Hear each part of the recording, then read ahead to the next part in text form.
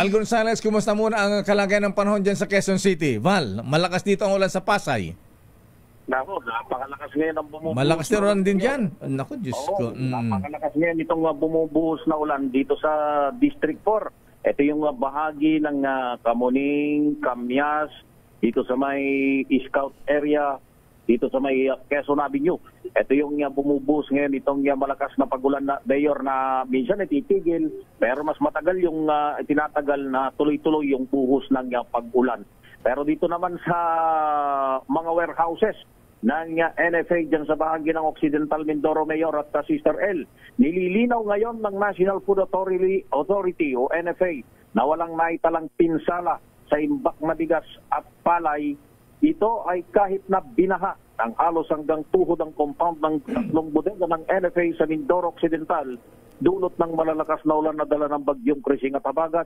Sa panayam ko kay NFA Administrator Larry Lacson, walang naitalang damage sa bigas at palay stocks dahil napaganda na raw ito ng kanilang mga provincial manager.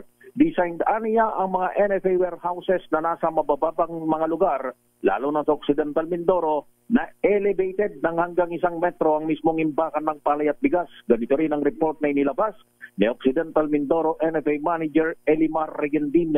Sa ngayon ay mayroong 817,000 bags na stock ng palay at 116,000 bags ng bigas ang stocks mula sa 30 bilang ng mga warehouses ng NFA sa buong lalawigan ng Occidental Mindoro. Sa inspeksyon ay sinagawa ni Administrator Lacson sa mga warehouses sa lugar na dinaanan ng bagyo. Walang damage sa stocks sa mga bodega ng NFA na mayroong kasalukuyang nationwide inventory na 11 million bags ng palay at 2.1 billion bags ng bigas.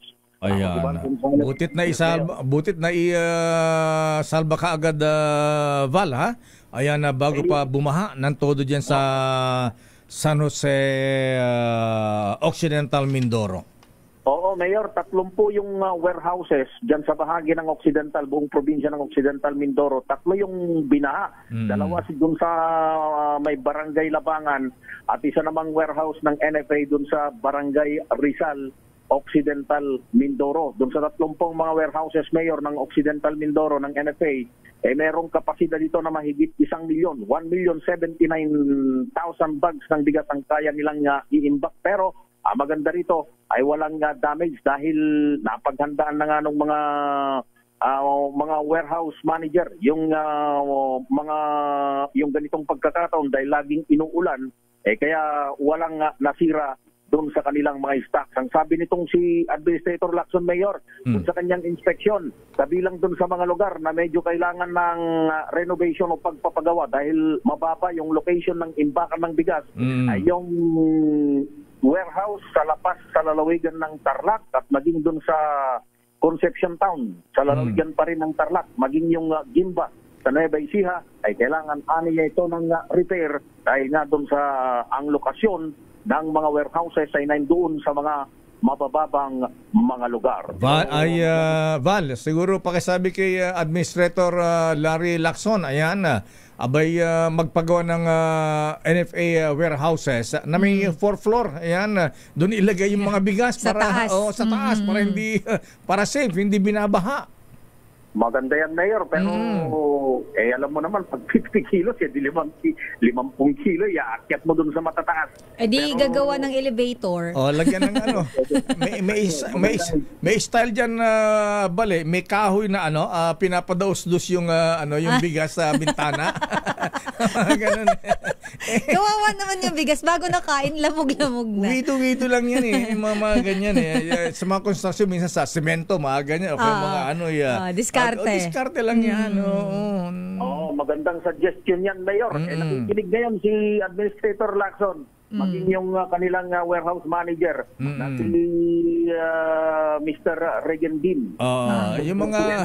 Yung mga lugar na yung mga rice granary natin katulad ng Nueva Ecija at Mindoro, dapat ganyan. Gawa na sila ng mga bodega na mataas. Ayan, hindi binabaha.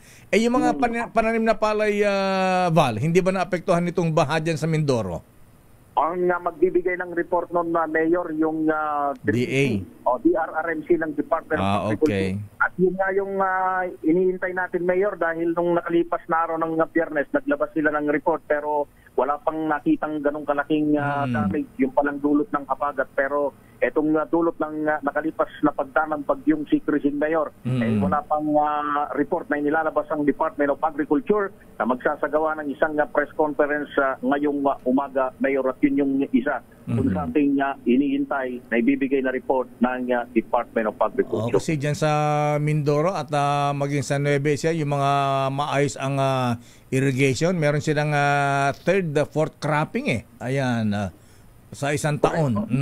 Correct, Mayor. Oo. Dahil nga doon sa maayos na yung mga irrigation natin, nakakapampaling sila ng higit pa doon sa 2 crop, kaya nagkakaroon ng isa pang additional na cropping season, kaya 3 yung cropping season doon sa mga lugar na yan. Kahit dito, dyan lang sa amin, Mayor, sa lalawigan ng Tarlac, nakakagawa na ng third cropping season. Yung nagagawa dyan, dahil nga doon sa meron ng sapat na supply ng tubig, kung hindi man nanggagaling direkta mismo dun sa mga irigasyon. Hindi pa matatapos yung Balog-Balog River, ay Balog-Balog Dam, Mayor, na noon pang panahon ni dating Pangulong Benigno Aquino Jr. Nanibak na nga siya ng NIA administrator. Officials, talaga. Mabuti ngayon, Mayor, maayos na. Maayos na. At mukhang konting kembot na lang, matatapos na yung pinondohan ng multi-billion pisong pondo na irigasyon dyan sa buong Central Luzon na pakikinabangan ng ating mga Okay nga, Rod. Wala rito sa Quezon City na patigil-tigil ang pag-ulan. Ako si Val Gonzales, back to you, Mayor, at si Sir El. Daming